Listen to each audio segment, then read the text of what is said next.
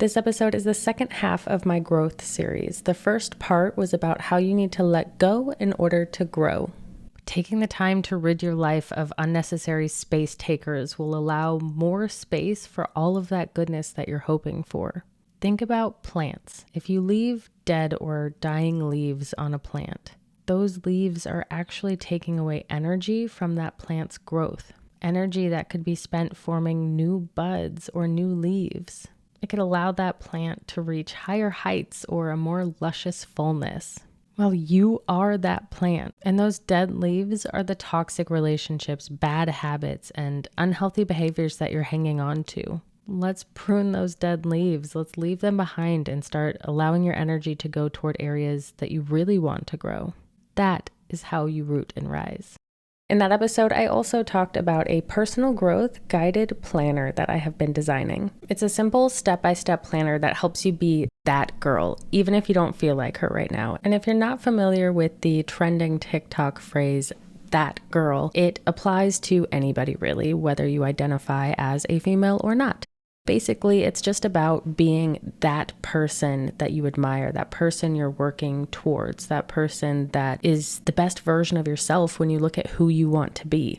It's that version of you that's growing, self-caring, and thriving. If you're watching this over on YouTube, you're getting a sneak peek of my planner. However, if you are listening to this podcast, you can still view these later on my social media or over here on YouTube. You'll be able to see it's a really practical and easy to use planner with yearly, monthly, weekly, daily, and even hourly breakdowns. But it's so much more than just a regular planner. It has prompts to remind you to practice self-care, to challenge yourself in small ways, and to develop positive new habits.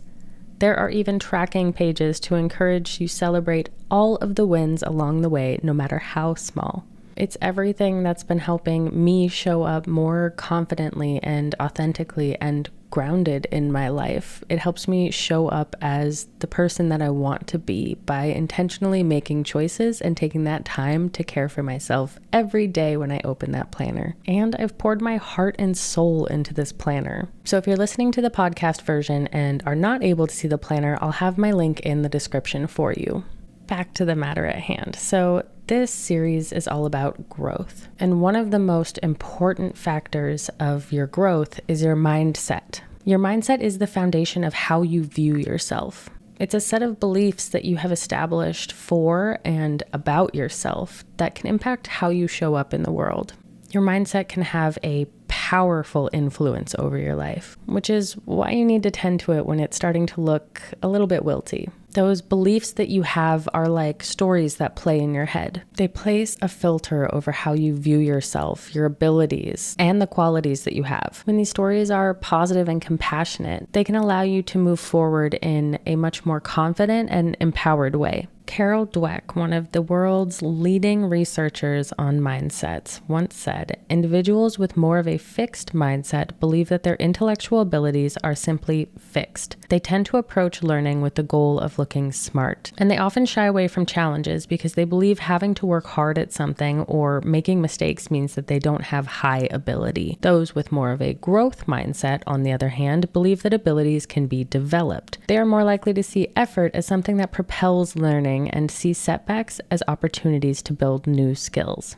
So when those stories start telling you that you're too much, too broken, too difficult, or maybe that you aren't good enough, smart enough, talented enough, or worthy enough, whatever it is that you're telling yourself, all of those stories are coming from a fixed and a negative mindset. You feel like you are just the way you are and you're stuck in that. I call that the mean girl in my head. Each of those thoughts are like seeds being planted in our brain. And the more thought and time and energy that you give to them, the more that you water them and the more that they grow. Those negative beliefs grow into something so much bigger and more powerful than just a seed. More simply put, your thoughts become feelings. Your feelings become actions. Those actions become habits, and habits shape our lifestyle. Your thoughts have a much greater impact than most people give them credit for. Identifying those limiting beliefs and negative thoughts is one of the first steps towards that personal growth that you're seeking. They are holding you back in life, telling you lies, and filling you with self-doubt.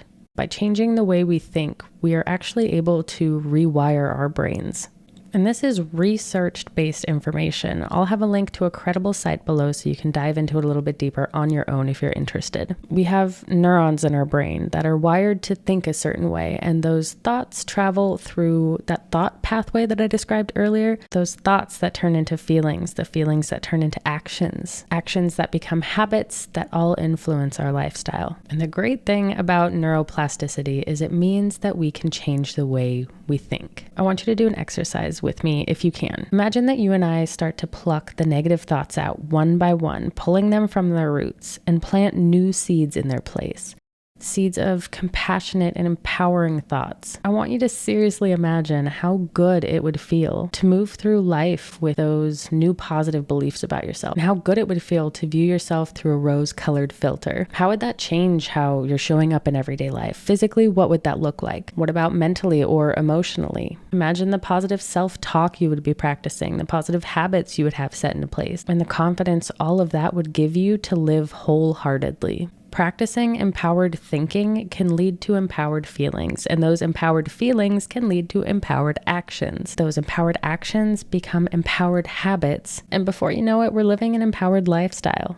This is what it looks like to cultivate a growth mindset. A growth mindset is the belief that we can grow, learn, and develop our abilities, skills, and intelligence, and that we can do this through routine effort and practice.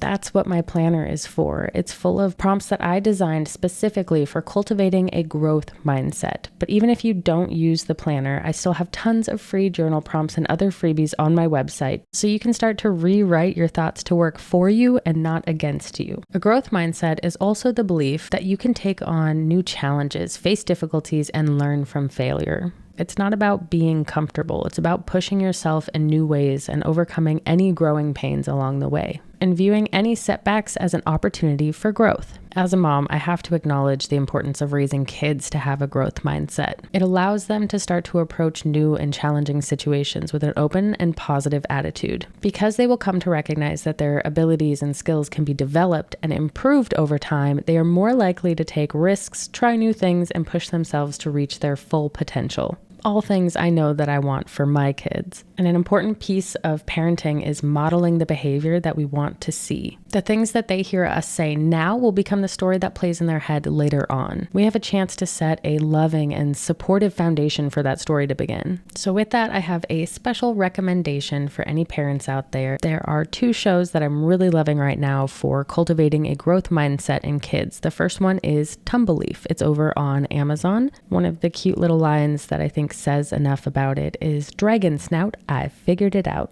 The main character of that show goes through a lot of different situations where he has to find different solutions. He runs into setbacks and challenges and overcomes obstacles by finding new and creative ways to work through them.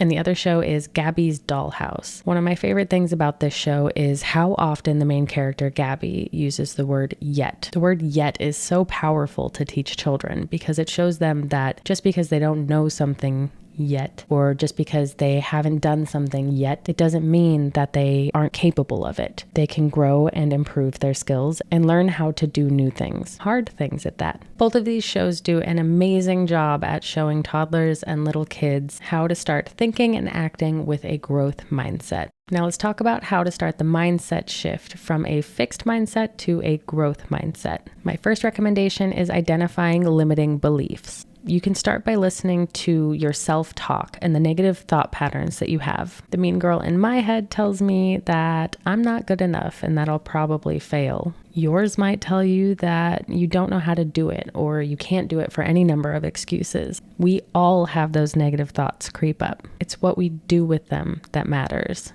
which is why it's so important to practice catching those negative thoughts. It will require more conscious effort at first, but you'll eventually begin to notice the limiting beliefs without the effort. Once we identify our limiting belief, we can reframe our thought. Ask yourself how you can look at the thought or the situation differently. Find the lesson, the opportunities for growth, the silver lining, or the opportunities that you now have. When you tell yourself, "I'll probably fail," change it to "Everyone makes mistakes. As long as I'm learning and growing from them, I'm still gaining from that experience." Or when you tell yourself, "I don't know how to do it," tell yourself, "I might not know right now, but I can learn and figure it out."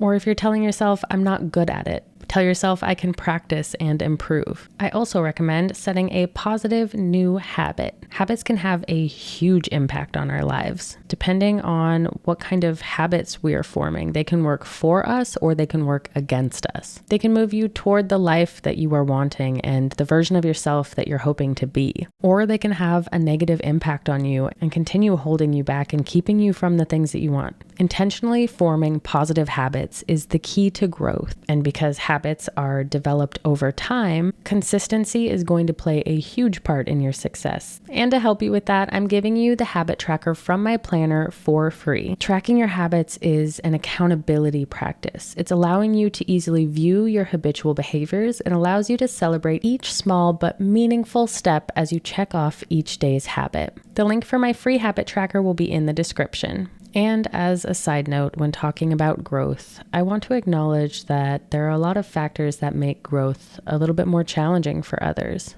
Things like mental health issues, past abuse, or lack of access to support or resources are just a few that come to the top of my brain. So please don't think that I'm pretending growth is easy. I hope that you find my planner to be a positive tool on your growth journey. And if you are finding yourself needing additional support or resources, you are always more than welcome to reach out to me. I look forward to seeing how much you root and rise.